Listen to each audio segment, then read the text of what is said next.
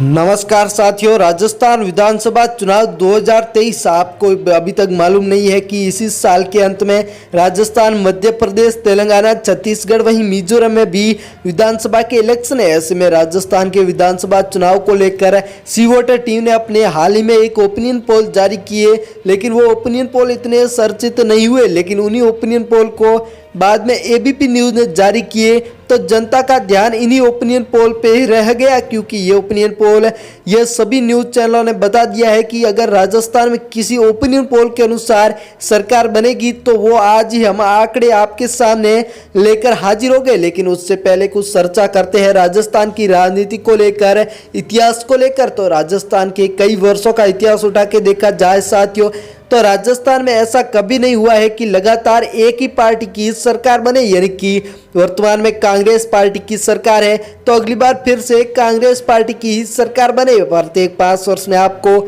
सरकार बदलती हुई नजर आएगी।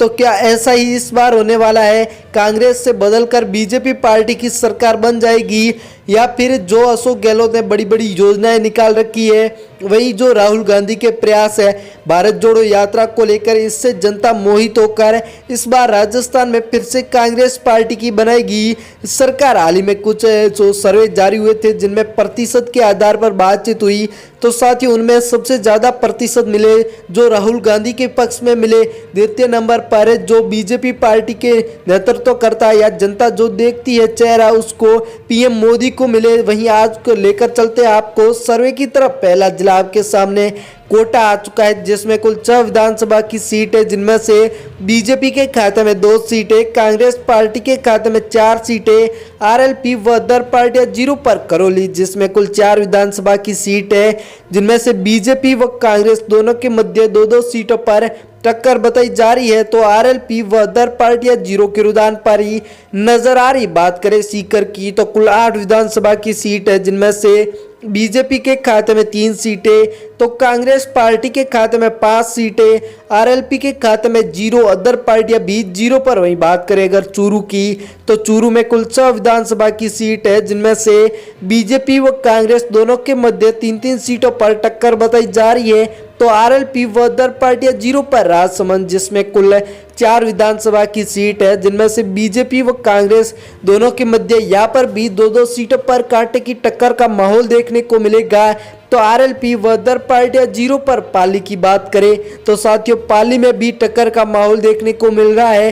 3 सीटों पर बीजेपी पार्टी, 3 सीटों पर कांग्रेस पार्टी नजर आ रही है, तो अदर पार्टियां 0 पर। भरतपुर जिसमें कुल 4 विधानसभा की सीट है, जिनमें से 3 सीटों पर बीजेपी पार्टी नजर आ रही है, तो 4 सीटों पर कांग्रेस पार्टी नजर आ रही है। आरएलपी व अदर पार्टियां 0 पर। बात करें झुंझुनू की तो झुंझुनू में कुल 7 विधानसभा की सीट है, जिनमें से बीजेपी के खाते में 3 सीटें, कांग्रेस पार्टी के खाते में 4 सीटें, आरएलपी व अदर पार्टियां 0 पर नजर आ रही। बात करें बूंदी की तो कुल 3 विधानसभा की सीट है, जिनमें से बीजेपी के खाते में 1 सीट, कांग्रेस पार्टी के खाते में 2 सीटें, आरएलपी के खाते में व अदर पार्टियों खाते में 0 सीटें। टोंक जिला जिसमें कुल 4 विधानसभा की सीट है, जिनमें से बीजेपी के खाते में 1 सीट, कांग्रेस पार्टी के खाते में 3 सीटें, आरएलपी व अदर पार्टियां 0 के रुझान पर नजर आ रही। दौसा जिला जिसमें कुल 5 विधानसभा की सीट है, जिनमें से 3 सीटों पर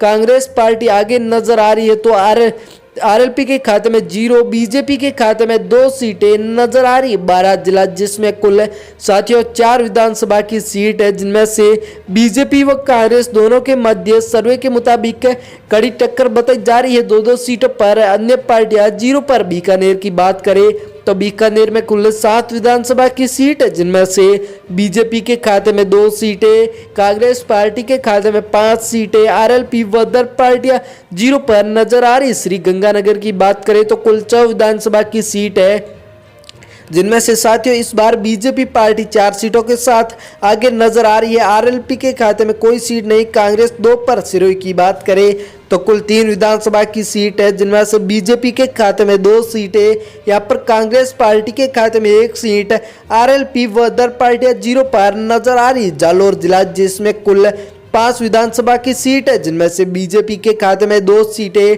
कांग्रेस पार्टी के खाते में 3 सीटें, आरएलपी व अदर पार्टियां 0 पर नजर आ रही है। अलवर जिला जिसमें कुल 11 विधानसभा की सीट है, जिनमें से बीजेपी के खाते में 3 सीटें, कांग्रेस पार्टी के खाते में 8 सीटें, आरएलपी के खाते में 0 सीटें, अदर पार्टियां भी 0 पर नजर आ रही। जयपुर जिला जिसमें कुल 19 विधानसभा की सीट है, जिनमें से बीजेपी के खाते में 7 सीटें, कांग्रेस पार्टी के खाते में 12 सीटें, आरएलपी के खाते में व अदर पार्टियां 0 पर। धौलपुर जिसमें कुल 4 विधानसभा की सीट है, जो कि सर्वे के मुताबिक चारों की चारों सीटें कांग्रेस पार्टी के खाते में बताई जा रही है, तो अदर पार्टियां 0 पर। वहीं उदयपुर जिसमें कुल 8 विधानसभा की सीट है, जिनमें से बीजेपी के खाते में 3 सीटें, कांग्रेस पार्टी के खाते में 5 सीटें, आरएलपी व अदर पार्टियां 0 के रुझान पर नजर आ रही। बाड़मेर जिले की बात करें तो कुल 7 विधानसभा की सीट है, जिनमें से बीजेपी के खाते में 2 सीटें, कांग्रेस पार्टी के खाते में 4 सीटें,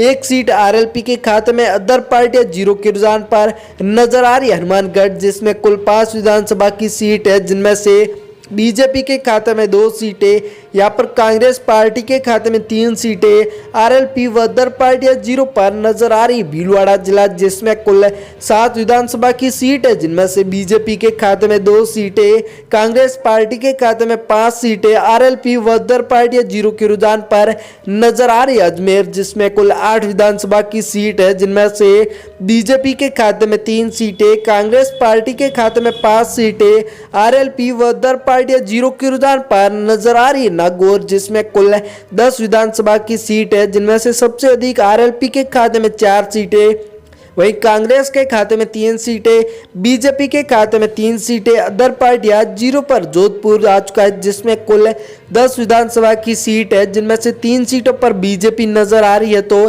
5 सीटों पर कांग्रेस पार्टी, 2 सीटों पर आरएलपी पार्टी, अदर पार्टियां 0 के रुझान पर नजर आ रही। साथियों, आपके अनुसार इस बार राजस्थान में कौन सी पार्टी की सरकार बनेगी? कमेंट बॉक्स में जाकर बताना जरूर। साथ ही साथ आपको वीडियो पसंद आया तो वीडियो को हो सके उतना शेयर कीजिएगा, क्योंकि साथियों अगर राजस्थान के विधानसभा चुनाव को लेकर कोई सर्वे सबसे सही है तो वो यही सर्वे है, क्योंकि चुनाव से पहले या फिर कोई भी घटना होने से पहले उसके बारे में जो आंकड़े लगाए जाते हैं वो एक अनुमानित आंकड़े होते हैं, सटीक आंकड़े कोई नहीं लगा सकता।